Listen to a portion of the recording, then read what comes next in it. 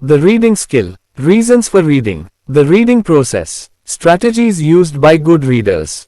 Characteristics of reading. Levels of meaning. Reading problems. Objectives. After going through this unit, you should be able to discuss and describe the different approaches to reading. Identify and list out the different purposes of reading English as a second language in India. Explain the skills involved in reading. Employ various strategies for improving reading, and practice different tasks and activities to develop the reading skills. Introduction. When we say we are educated and know a language, the first question we would be asked is, can you speak, read and write in it? Reading has been recognized to be one of the primary skills to be mastered in a language. Perhaps that is the reason why it has been given a lot of importance from the early stages of learning. It is believed, and rightly too, that reading can open up a wealth of information and knowledge to young learners. As students, we need to know how to improve our reading skills. In this unit we shall study about reading skills and how to practice and develop them through tasks and activities. We shall examine how the purposes of reading are related to both what we read and how we read. Reasons for reading. Take a piece of paper and, in about 5 minutes, list all the different kinds of things you have read during the last 5 days or so, in any language, timetable, notices, letters, etc. How many of the things on your list were actually in English? Now think about the things you have listed. You must have included even things like menu of a restaurant, labels on medicine bottles, engagement diary and instruction leaflets. Why did you read each one? What did you want to get from it? Were you interested in the pronunciation of what you read?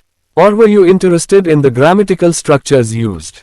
Most probably, you read them because you wanted to get something from the writing, facts, ideas, information, enjoyment, even fellow feeling. You will thus find that you had a variety of reasons for reading, and if you compared notes with other people, you would find different reasons again. All these are authentic reasons for reading, that is, reasons that are not concerned with language learning as such, but with the uses to which we put reading in our daily lives outside the classroom. Can we list some of the reasons why we read in our daily life? We normally read because A. We want information for some purpose, or because we are curious to know about some topic, the answer to a question, or the solution to a problem. B. We need instructions in order to perform some task in our workplace or in our daily life. We want to know how an appliance works or how to make a model airplane. We are interested in a new recipe for baking a cake. We have to fill in forms. C. We want to keep in touch with friends through messages, or understand official correspondence. D. We want to know when or where something will take place or what is available. We consult timetables, programs, announcements, notices, and menus, or we read advertisement. E. We want to know what is happening or has happened, newspapers, magazines, reports. F. We want to play a new game, do a puzzle, act in a play, or do some other activity which is pleasant, amusing and enjoyable.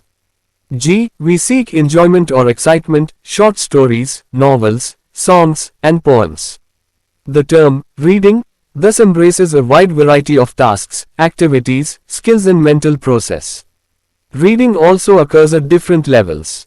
A child may read easy material fluently without help. He may also read more difficult material, calling for concentration and special effort. He may read materials which require outside help such as instruction by the teacher. Check your progress. 1. What are the different kinds of materials we normally read in our daily life? 2. How is reading traditionally used in the classroom? 3. Mention at least 5 purposes for which we read in real life. 4. Why do you think we need to learn reading as a skill? The reading process. Let us try to understand what reading means. As a first step, it might be useful to find out what you think about reading. Here are some statements about reading. Which of these statements do you think are true? Which of them are false? Can you explain why you think so? 1. Reading involves looking at a text and saying the words to yourself. 2. Reading involves putting the words in print on the page into sentences and making sense of them. 3. To understand a word, you have to read all the letters in it. To understand a sentence, you have to read all the words in it. 4. To understand a text, you need to know the meaning of all the words in the text. 5. The teacher can help students to read a text by reading it aloud while they follow the text in their books.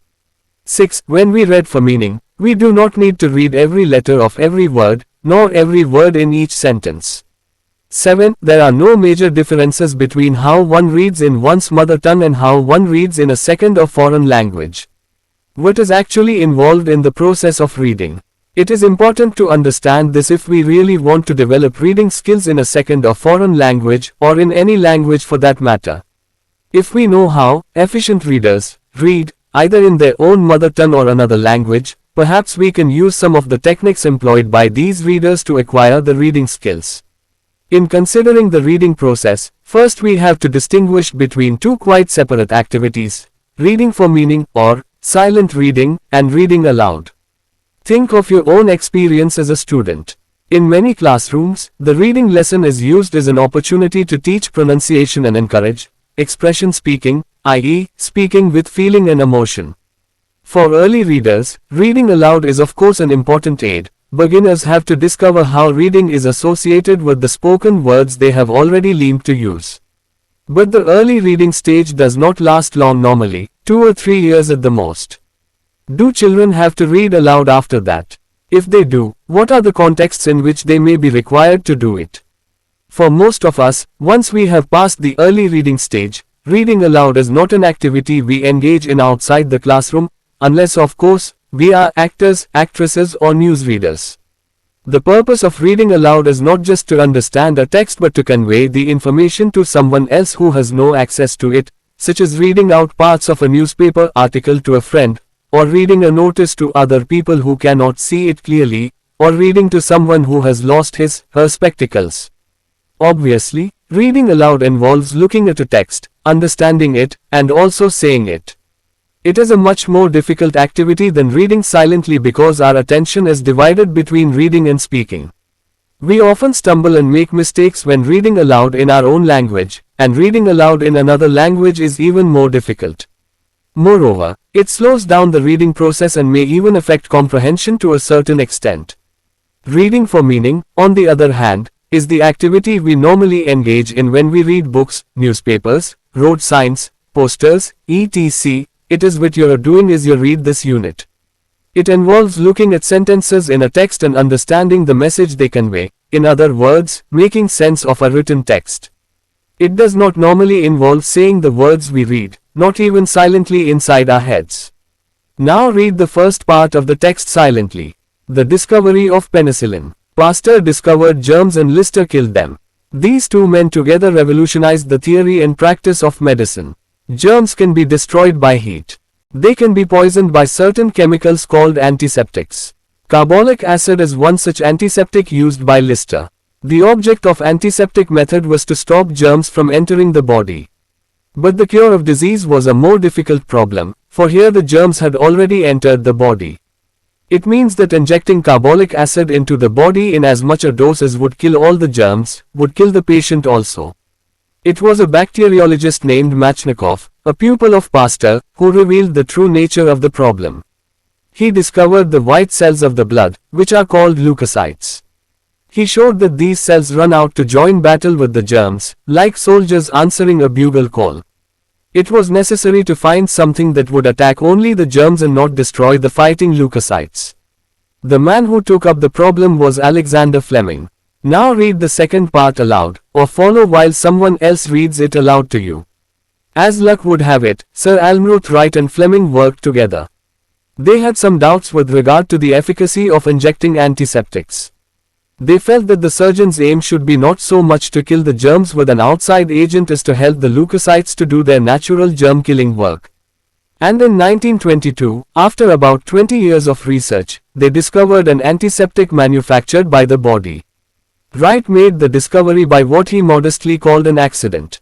He was suffering from catarrh and began to examine his own nasal secretions, cultivating them on plates spread with agar, a jelly-like substance used as a nutrient in germs culture.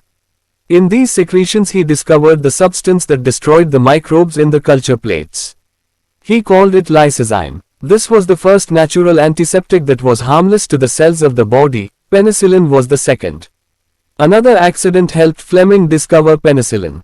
If Fleming had not developed a finer sense of observation and awareness, he would have missed it. The more a scientist is observant, the greater his chances of discovering new things. One morning, as was usual with him, he took out the plates on which had grown colonies of Staphylococcus, a common germ. Which technique makes it easier to understand the text? Which technique is more helpful in developing reading ability? Another important aspect of reading is that when we read for meaning, we do not need to read every letter of every word, nor every word in each sentence. This is because we can guess much of what is said as we read it, provided the text makes sense.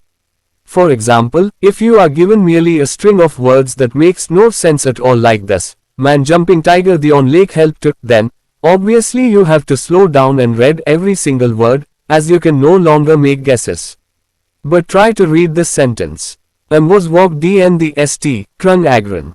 Even though more than half the letters are missing, you could probably read the sentence without difficulty, and even guess the last word without the help of any letters. You may also have noticed that as soon as you guessed the second word, it helped you go guess the whole of the first part of the sentence. This example is only an isolated sentence. If you are reading connected sentences in a text, each sentence helps you to guess what the next one will be, and so on through the whole text. Reading is thus an active process. When we read, we do not merely sit as passive receivers of the text. We also draw on our own knowledge of the world and of the language to help us guess what the text will say next. Look at this very simple mode of the process of communication. Sender, encoder, writer, speaker, message, encoding, written, text, question mark, spoken, decoding, receiver, decoder, reader, listener. Figure 1, the communication process. We can use the more general term encoder. The encoder has a message in his, her mind. It may be an idea, a fact, a feeling, etc., which he wants to communicate to someone else. In order to make this communication possible, he must first put it into words, that is, he must encode it.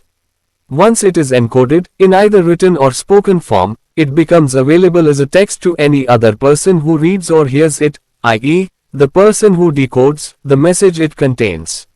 Once it is decoded, the message enters the mind of the decoder and it is understood. Communication has thus been achieved. Do you think that this model explains the communication process satisfactorily? You will realize that the model is obviously too simple. Things can go wrong at any stage in the process. For instance, we cannot be sure that the decoder has received the message as it was intended by the encoder. The decoder may not have understood the language and style in which the message has been enclosed, or the encoder may not have encoded his, her message properly, in an organized manner. However, one thing is clear from this model, namely it assumes that reading means getting out of the text as nearly as possible the message that the writer put into it. This is fairly widely held view of reading. According to this view, the text is full of meaning conveyed through words, and the meaning can be absorbed by the reader's mind like a sponge absorbs water. To put it in another way, the reader's mind is an empty vessel into which the text pours ideas, facts, etc. Or it is like a blank slate on which the text imprints the words, the ideas, etc. The writer has done all that is required for understanding his, her message, and the reader need not make any effort, but has only to let his, her mind absorb it passively. The reader's role is thus seen to be a passive one. Obviously, we know that it does not happen like this. All the meaning in the text does not actually get into the reader's mind. We know from our experience of reading that a text which may be easy for one person will be difficult for another. Problems arise when there is a mismatch between the presuppositions of the writer and those of the reader. The text will, therefore, not be understood by anyone who lacks this knowledge. But is it possible for the writer and the reader to have identical experiences of life? Not necessarily. Look at the figure below, area of shared assumptions. The reading skill, writer, reader. Figure 2, presupposition and communication. The figure shows how two people can have certain things in common, the shaded area where the two circles overlap. This area includes all the knowledge that they share, including knowledge of language. It also includes attitudes, beliefs, values and assumptions that they share. The unshaded areas represent experiences that are unique to each individual. It is clear, therefore, that the greater the size of the shaded area, the easier the communication. That is, if the writer and the reader are from closely similar backgrounds with similar attitudes, beliefs and assumptions, the reader can interpret the text with apparently no conscious effort. There is, however, the danger that a careless reader may assume that the extent of the shaded area, that common ground, is bigger than it actually is. In that case, he is likely to misunderstand the text, trying to read into it meanings that are not there. Similarly, a writer may assume that her reader is likely to share a great deal of her knowledge, beliefs, etc., but the reader may actually struggle to make sense of the text. It should now be clear that the meaning of the text does not merely lie in it, waiting to be passively absorbed by the reader. On the contrary, the reader has to be actively involved in getting the meaning out of the text. Strategies used by good readers. Good readers interact with the texts that they read. They have personal expectations about what they want to get out of a text, and they bring those expectations to bear on what they read. They actually create meaning by constructing, or generating relationships between what they read and what they already know. In generating these meanings, they draw on their prior knowledge of and beliefs about the subject, their world knowledge, so to speak, that relates to the subjects. Readers have networks of prior understanding about a topic, what theorists call schemata. In reading, they add to those networks, filling in some of the gaps with what they know, or in their existing schemata. The prior knowledge a reader already has about a subject has as much to do with what he gets from a text as the actual words in the text. A reader's prior experiences with life, language, and literature, the meanings a reader constructs in relation to a text, the vocabulary, syntax, ideas, and form of a text. Figure 3. The relationship among prior experiences, a text, and the meaning a reader constructs, schema theory in action. Figure 3 shows the relationships among prior knowledge, a text, and the meanings a reader constructs in relation to the text. It summarizes what is known as schema theory. The figure also shows that, in creating meaning, good readers rely also on their prior knowledge of how language works, of how ideas are organized in writing, and of how different forms are structured. Thus, schemata are knowledge structures which represent a generalized knowledge about objects or events, or even about a language system which are activated while processing a text. An important function of schemata is therefore to help readers to match what they know with what the written text tells them, i.e., to monitor their comprehension. If there is some deficiency at the level of analyzing print, i.e., decoding problems like poor word recognition, the higher level knowledge of the topic, i.e. schemata, will compensate for the deficiency. Reading is thus an interactive process. There is a simultaneous interaction of the reader's prior knowledge and her sampling of the text. This is done constantly while reading. Let us see this process at work with a simple example. Here is the beginning of a short text you are required to read. Keshav was on his way to school last Wednesday. Who do you think Keshav was? How did you arrive at this conclusion? Was it based on textual information or on your prior knowledge? Now, the next sentence of the text reads like this. He was really worried about the English lesson. Who was Keshav? Have you now changed your view about Keshav, or not? Why? The third sentence. Last week he had been unable to control the class. Are you now sure who Keshav was? Which part of the text has to be matched with what kind of prior knowledge to help in the inference? The fourth sentence. It was unfair of the English teacher to leave him in charge of the class. What further changes in your inference have you made? Why? The last sentence. After all, it was not a normal part of a computer operator's duty. Are you now clear in your mind about who Keshav was? You will have realized from this short exercise what is actually involved in reading a text and making sense of it. Check your progress too. 1. Distinguish between silent reading and reading aloud. 2. Which of the two techniques of reading is to be preferred for understanding a text? Why? 3. What is the role of prediction in reading? Illustrate it with an example of your own. 4. Explain the importance of shared assumptions between writer and reader. 5. What are schemata, and what is their role in reading? 6. What is the nature of the reading process, passive, active or interactive? Explain. Characteristics of reading. What do we mean by efficient reading? What are the characteristics of reading? 1. Reading is purposeful. That is, there is always a reason for reading. In general terms, we read either for information or pleasure. Your purpose in reading a textbook is obviously different from your purpose in going through a novel, or in reading a poem. But there is nothing like totally purposeless reading. Even when you read a novel during travel, you read it to pass your time, and that is the purpose. 2. Reading is selective. That is, the type of reading you do or the way you read a text varies according to your purpose in reading. You quickly scan a page in the RWA telephone directory to locate a name, a telephone number, or an address, but you have to pay careful attention to every word in a legal document.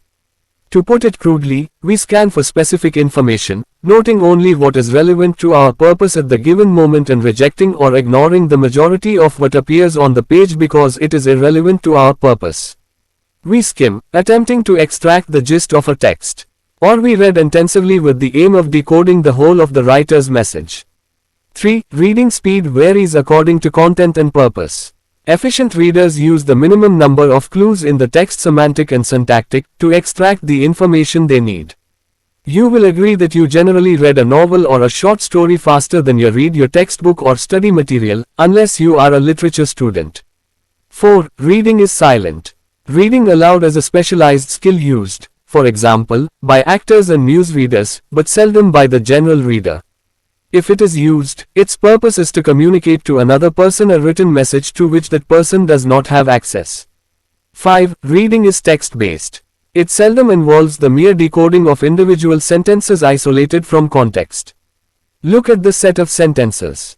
The mind of a thinker may work in many ways. The experiments proved his theory of ring structure. However, water is only a solvent and not a reagent. What is wrong with this? We cannot make sense of these sentences, because they are together without any relationship among them. They do not constitute a text at all, and so we cannot read this set meaningfully. 6. Reading involves complex cognitive skills. Readers do not merely decode the message. They make predictions and inferences. They anticipate based on what they read. They build assumptions about the overall content at the macro level and predict what is likely to come next in the text at the micro level. That is why reading is called a psycholinguistic guessing game. Readers may also impose their own organization on the information they extract from a text. At a more sophisticated level, they react to what they read, assessing the accuracy of the facts presented, the value of the opinions stated, or the quality and appropriacy. 7. Effective reading also involves chunking of information that the well-developed schema makes possible. When we read, our eyes take in whole phrases at a time which are meaningful. They do not move from word to word in a straight line, but move backwards and forwards over the text. You will understand this if you do a simple exercise. Try covering a text with a piece of paper and read it literally word by word. Move the paper along the text, revealing only one word each time. You will find that it is almost impossible to read and understand a text in this way. You soon lose track of the meaning and you need to keep looking back across the text to take in whole sentences. Your reading slows down so much in this attempt to read only one word at a time, you lose the sense of what you are reading. 8. Reading is based on comprehension. That is, understanding meaning is integral to reading rather than the result of it. The more we comprehend, the more we can and tend to read. Check your progress too. 1. How would you say that reading is purposeful? 2. How is one selective in reading? 3. What does the reading speed depend on?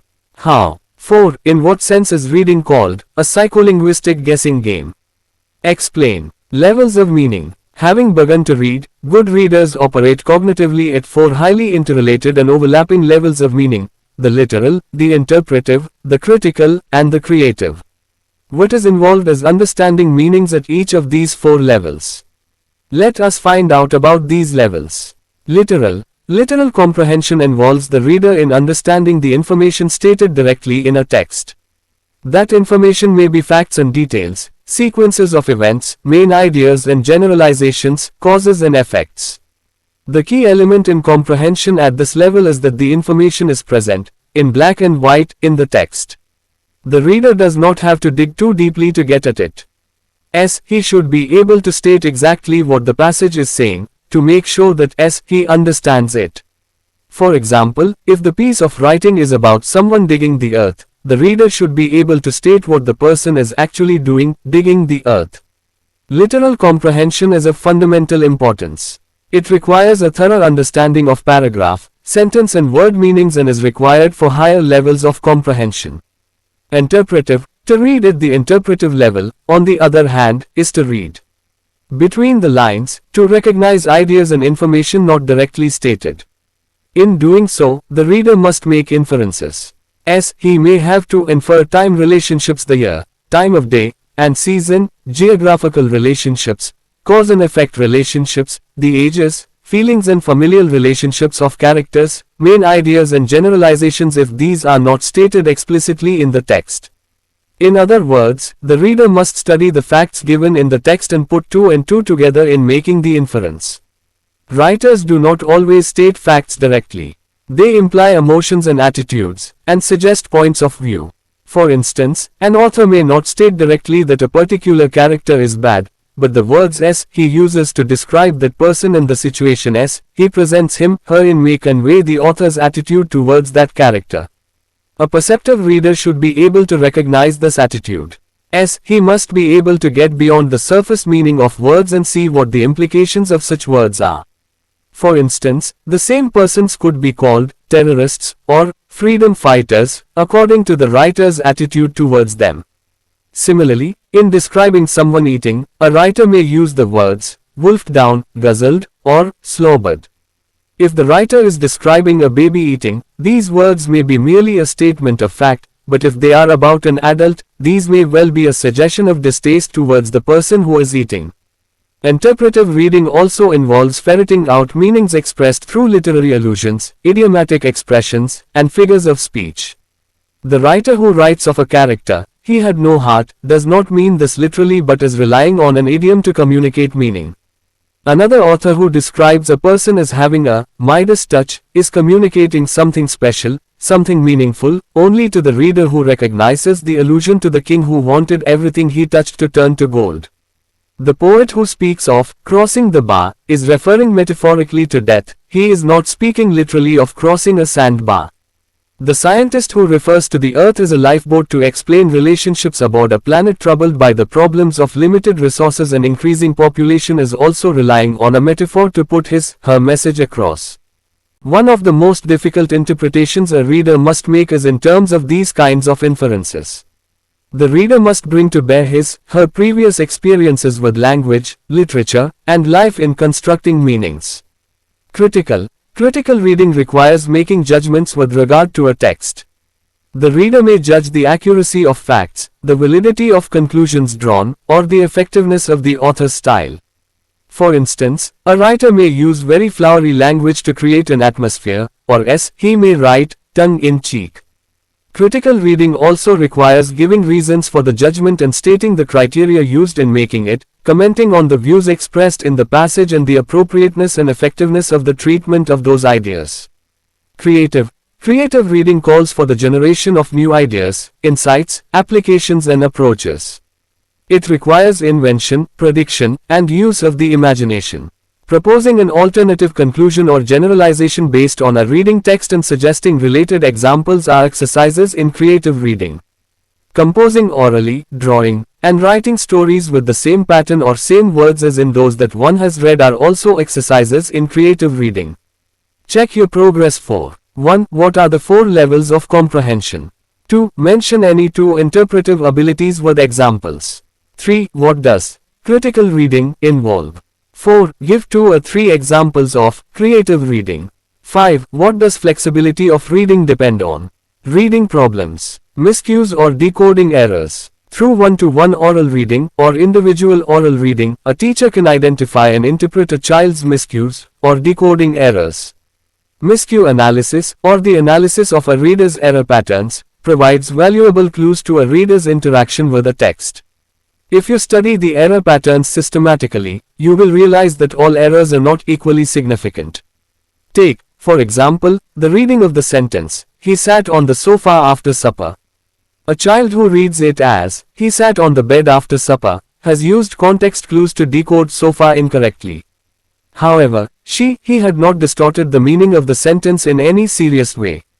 In contrast, the child who reads the same sentences, "He sat on the soup after supper," has used knowledge of the beginning consonant sounds to come up with another word that distorts meaning significantly. A teacher should therefore raise these questions in analyzing a reader's miscues. A. How well does the child use phonic information during reading? If the child says rid for ride and fum for fume, s, he knows the initial and final consonants and uses them appropriately, but s, he does not use the final construction to interpret the vowel correctly. B. How well does the child use syntactic information during reading? Supposing the text says, "The boy looked sadly to the right," and the child reads it as, "The boy looked slowly to the right," the miscue is syntactically acceptable because it is syntactically similar to the text, both the words are adverbs. But if the child reads it as, "The boy looked sound to the right," not only is the meaning of the sentence changed, but the miscue is syntactically unacceptable. C. How well does the child use semantic information during reading? If the text reads, "The day was very warm," and the child reads it as, "The day was quite warm," the miscue has not significantly changed the meaning of the text. On the other hand, if the child reads it as, "The day wasn't very warm," the meaning of the text has been significantly changed. So, analysis of a child's miscues provides the teacher with information on what to emphasize with that child: phoneme, grapheme relationships, use of context clues, or use of prediction based on what one knows about language. In this respect, miscue analysis is a valuable diagnostic tool. Faulty reading habits. Certain faults in reading techniques have been noticed among second or foreign language learners. Many of these might have actually been acquired in L1 reading, for research shows that there is a strong transfer of reading habits from one language to another. Many of these early reading habits, when they continue into the later stages of reading, are known to slow down the reader in the reading process. A. Subvocalization. Subvocalization refers to forming the sounds of the words you are reading and even murmuring them aloud. With beginning readers, this offers the support of the spoken language when they try to interpret the written form. Beginners in L1 reading, and in L2 as well, are often encouraged to make use of it. But reading aloud or subvocalization is much slower than silent reading. Our eyes move faster than our tongue, so efficient readers do not subvocalize. If you subvocalize, you will tend to read word by word instead of in sentence groups, which slows you down. B. Finger pointing. Another faulty habit that slows down the reading process is finger pointing, which children use to fix their concentration on the word they are deciphering. Finger pointing is particularly common when the writing system in the second or foreign language is not the same as the one in L1. This again slows down the reading process. C. Regressions. Another reading habit that makes reading slower is the occurrence of regressive eye movements, i.e. the eyes move backwards to check previous words instead of moving steadily forward. Sometimes, even a skilled reader may have to return to earlier parts of a text and reinterpret them in the light of what has followed. In this case, regression may be a sign of an active reader at work. However, we must eliminate pointless and frequent regression by practicing reading with easy material. Check your progress. 5. 1. What is meant by subvocalizing? 2. What is regression? Is it always a sign of faulty reading technique? Let us sum up. Reading is an important activity in our daily life, and it is a skill that has to be developed in students earlier in school. We read different types of materials for different purposes. There are many authentic reasons for reading. Recognizing words in print is only the initial stage of reading, but learners must be trained to read whole texts and not merely words and sentences in isolation. Reading for meaning, or silent reading, is different from reading aloud. A general reader is seldom required to read aloud. When we read for meaning, we do not need to read every letter of every word, nor every word in each sentence, because very often we guess, anticipate, and predict as we read a text. A writer and his readers share certain assumptions about the world and about the language used for communication. Reading is an interactive process involving both bottom-up decoding of the text and top-down processing. The reader's schemator interacts with the textual input. Reading is purposeful, selective, and text-based. The reading speed varies according to one's purpose in reading and the content of the text. Reading involves complex cognitive skills. It is called a psycholinguistic guessing game because it involves making predictions. The teacher who teaches reading should recognize the learner's reading problems, including faulty reading habits, and should help them to overcome those problems. Answers. Check your progress 1. 1. Timetables, maps, diary, calendar, labels, notices, instruction manuals, newspapers, magazines, books, signboards, forms, and so on. The range is very wide. 2. Traditionally, reading is used in the classroom to consolidate the oral work done by students earlier, to make them see the relationships between speech sounds and written symbols, and to answer questions in assignments and examination. You may have your own answer. 3. We normally read to get information about a topic, to perform a task with the help of instructions or directions, to establish friendly relationships through correspondence, to know about programs, goods and services, etc., and get enjoyment or excitement. 4. Reading is an important activity in which students are likely to engage themselves in during their study or later in their jobs or even in personal life. So it has to be developed as a skill to enable to cope with these demands.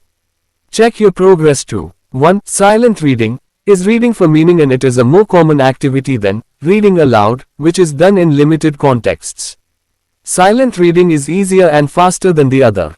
2. Silent reading is to be preferred because it enables one to read faster and comprehend the text more easily. 3. The ability to predict what will come next in a reading text is central to the process of reading. It helps the reader to monitor his/her comprehension of the text. It also helps the reader to process minimum textual input to arrive at the meaning of the text. 4. The more the shared assumptions, the better the communication. Without shared assumptions, comprehension of the writer's message will be extremely difficult, if not impossible. 5. Schemata are mental structures embodying one's prior knowledge of the world, his/her experiences, and also his/her knowledge of the language in which the message is enclosed. They help the reader in anticipating and predicting what will follow in a text. Textual input is matched against schemata to make sense of the text. 6. Reading is an interactive process involving a simultaneous interaction of bottom-up decoding of a text with the reader's schemata to produce meaning. Check your progress 3. 1. Reading is purposeful because it is the purpose which dictates and directs the way we read a text and process it. It suggests what strategy or technique of reading we need to employ to satisfy our needs. 2. A reader is selective in reading in two ways. First, as he selects the kinds of texts as he would be interested in reading. Secondly, as he selects the minimum clues in the text to arrive at its meaning for his/her purpose without having to read every word in it. 3. Reading speed depends on content and purpose. Reading light fiction is easier, and hence faster than reading a philosophical or scientific text full of jargon. Similarly, if the reader's purpose is only to get the gist of a text, as he needs to skim through the text fast. But if as he wants to read for details, as he has to read it with concentration and effort.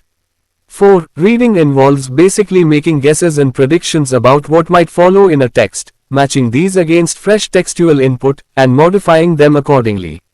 It is in the sense that reading is called a psycholinguistic guessing game, because the predictions are made possible by the schemata available in the reader's mind. Check your progress 4. 1. Literal, interpretive, critical and creative.